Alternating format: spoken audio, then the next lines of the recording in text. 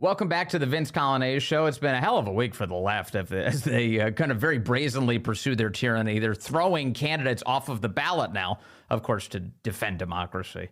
And it turns out not only do they hate democracy, but they also hate dogs. Who hates dogs? For more on this, let me bring in the excellent David Strom from Hot Air. David, great to talk to you, sir.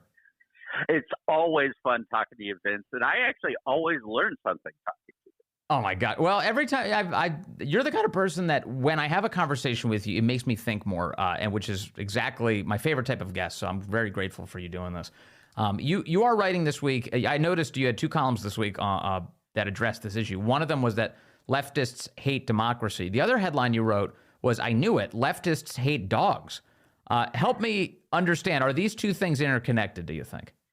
Oh, absolutely. First of all, now I have to say I wrote this piece tongue firmly in cheek, but there is something to it. You know, there's this group of people out there who, you know, all they want is to win.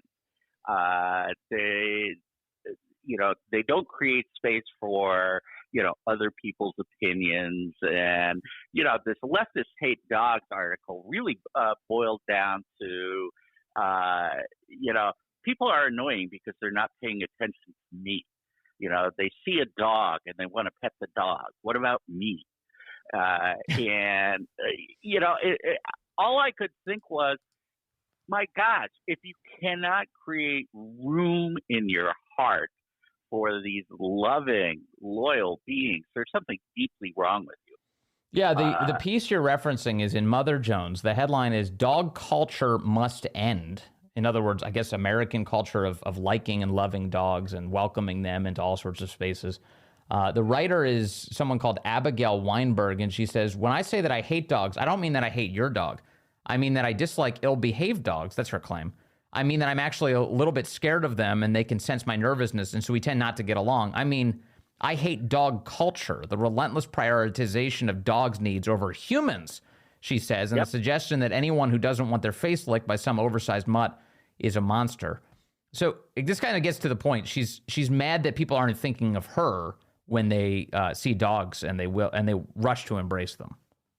Oh, absolutely. You know, I do this post on Sundays called Sunday Smiles, and it's memes, but also I have this whole section, you know, videos of dogs and cats behaving like dogs and cats. Uh-huh. And it is by far the most popular part of my post. People will mention memes, but then they'll say, "I want more doggy videos."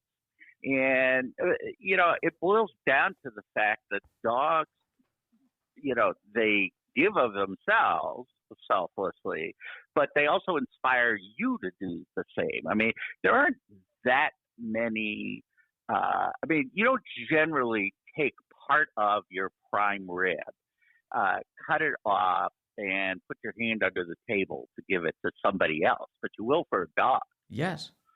Yeah. You know, it creates at least a space of selflessness. And it's a selflessness that's built out of, you know, almost unconditional love. I mean, we laugh when we come home and the dog has been chewing on something. We don't do that when, you know, our spouse breaks something. I know. We love. There's a funny, I don't know who came up with this. It's a funny joke. It's like, you want to know who loves you more, who's more loyal to you? Lock your wife and your dog in a trunk for an hour, and then when you open it up, see who's more excited to see you.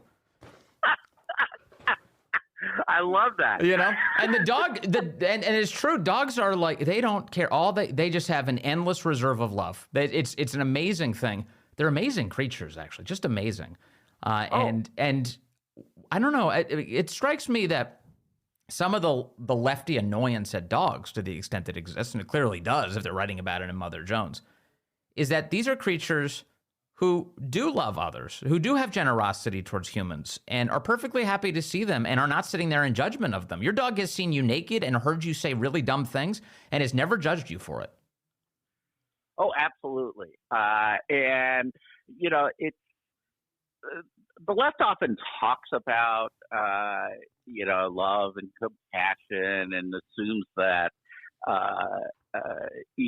people on the right don't have those things. But actually, the difference is that for the left, it's a very abstract thing.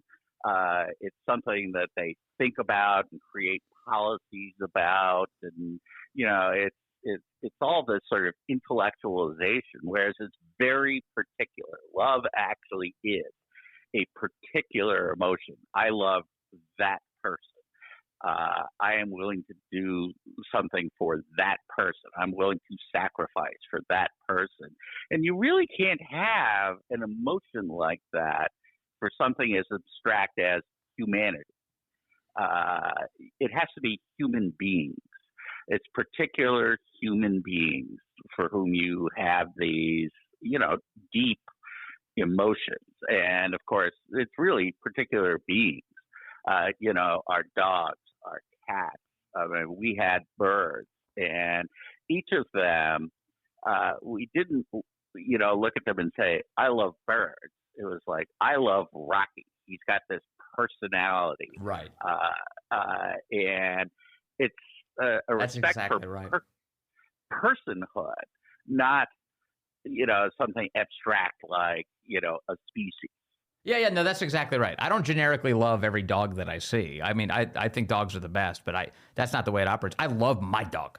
And I'll sacrifice for him, and he's just so cheerful, and he brings so much life to our house. We had a death in our house this year, and our dog was just so. We got him last year. We rescued him last year, and he was the best to have around. He just brought so much life to a house that needed it, and so that's the kind of thing we like. That's why you like keeping dogs around. And I don't know. I feel sorry for somebody who has some sort of contempt for dogs. It tells me they've got something much deeper going on. It's not about the dog. It's about some sort of internal struggle. Yeah, I think that's right. I mean, there's a reason why. I had this experience a couple years ago where I was flying back from somewhere, and I'm in the airport, and it's crowded and it's unpleasant, and everybody is in kind of a bad mood. And someone had set up a station for a dog, and you could just go up to the dog and interact with it, and it was just the best experience in the airport. So this was not a TSA dog, the ones that have the vest that says "Don't pet me." No, this was, I hate to use the term, but an emotional support dog. I don't think they use that term, but it was more like, "Come pet the puppy." And it was just the best thing, because suddenly there's something to brighten your day.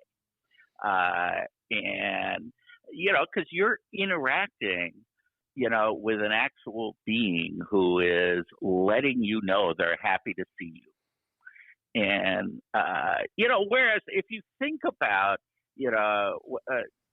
when we talk about a policy, if you've ever had to go in for unemployment, and unfortunately I have in the past, you go in there, you sit down in a crowd with other unhappy people, and you meet a bored bureaucrat. There's nothing compassionate about it at all. You don't walk out of that experience, even though they're going to hand you money, right? Yes. You don't walk out of that experience feeling like your life was made better. No, it's not a source of joy at all. No. And, that's the difference between being treated as a person and being treated as an object. Yeah, go on. Let me move to the other issue. You talked about the left hating democracy this week, and boy, is that on display. It really is. And this idea that you can just excise your political opponent from a ballot and not even give voters the choice, and then tell people you're defending democracy, is among the most cartoonish examples of tyranny I've seen in my entire life. And they did the same thing to Marianne Williamson. People haven't noticed this, but they've taken her off a primary ballot, and they're trying to do this in other parts. Sure. Of the country. Now, and by the way, I agree with you. I mean, the principle here is they're not really being democratic at all, but it does make sense that parties control their own nominating process. But that's not what this is in Colorado. Colorado is bigfooting the Republican Party, and saying you're not even allowed to have this guy on your ballot in your party nominating process. And by extension, they're saying that he would be ineligible for the ballot for the general election as well. So they're doing something I think that's even darker than that. I agree with you that the Democrats are, they're running the horse that they came in on, but and blocking anybody else in their own primary, no question. But boy, this seems very dark and anti-democratic and totally tyrannical. Well, obviously, I agree with you, but Joy Behar of The View, captured this perfectly. She had on Twitter this exchange with Joe Walsh, who's a never Trumper, former Republican. Yeah. And he said, the obvious, which is, look, I hate Donald Trump. I don't want him to be, on the ballot. I think he's a threat to democracy. But this isn't right. And her response was, yeah, but I don't think we can win otherwise. And, it was just the perfect encapsulation of the way that the left thinks, which is the right thing is what I want. And no matter what I have to do to get it, it is the right thing to do. Yes. And so when they use words like democracy, what they're really trying to do is pluck your heartstrings. Yeah. The words for them don't mean the same thing as they mean for everybody else. This is like their whole agenda with gender. It's like they put a man in a dress and they say that's a woman. And in the same thing here, they rob you of your ability to choose and say that's democracy. Yeah, no, and this is the essence of critical theory, is the redefinition of everything so that the world appears to be as they want it to be. They believe that using words is a way of creating reality. And this is, philosophically, it goes back a couple hundred years where, they just have this sense that you can reconstruct the world, reconstruct the human soul just by changing language. Mm-hmm. And it's a philosophy of destruction. If you diminish the meaning of words, if you rob people of their actual democratic institutions, if you destroy reality itself by saying that it doesn't exist and that men and women aren't separate, distinct categories, you're destroying. I mean, it's a nonstop parade of destruction, and they're not really that concerned. I see a lot of people on the right raising this, and a couple of people on the left is like, well, imagine the precedent you're setting. The precedent, somebody will exclaim, and I think I don't think they care. They don't care at all. They're not going to pause for a moment to consider what the precedent is, because they're going to take whatever step they think they need to at any given moment to advance their power without any regard for the past. Well, I mean, you see this in how they, redefine things like riot, which seems like it's very far away. But they look at what happened in 2020, this pure exercise of power and hate as empowering. And then the riot that took place on January 6th, they redefined the other way. They're both bad, but one bad turns into good, and the other bad turns into the worst possible thing. Existential, yeah. And of course, neither is true. I mean, you look around and billions of dollars of damage, thousands of people have died due to defunding the police after those riots. I mean, someone sat down and did the numbers, and with the increase in the murder rate coming from criminal justice reform, there are 3,000 extra people dead. 3,000.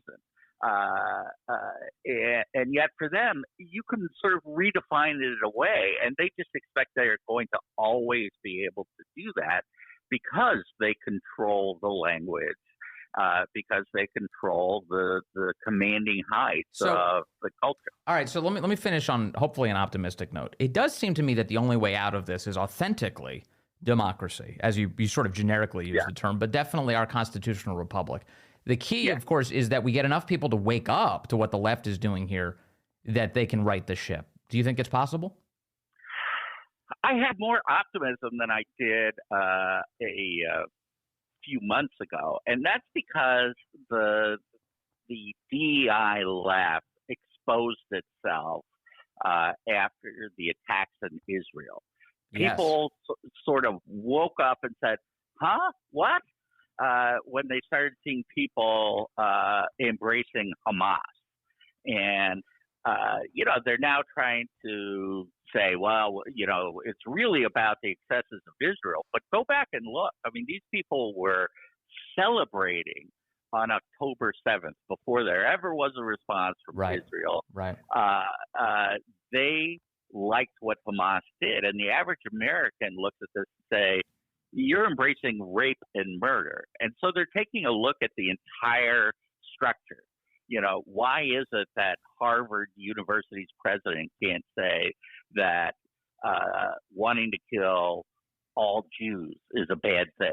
Mm-hmm. I mean, if you can't embrace that sentiment, there's something fundamental about who and what you are. And so I think that people are waking up, and we'll just have to see. Yep, we will. We will. It's a sign that the ideology of destruction has reached the highest levels, and so it's time for the people to correct this course.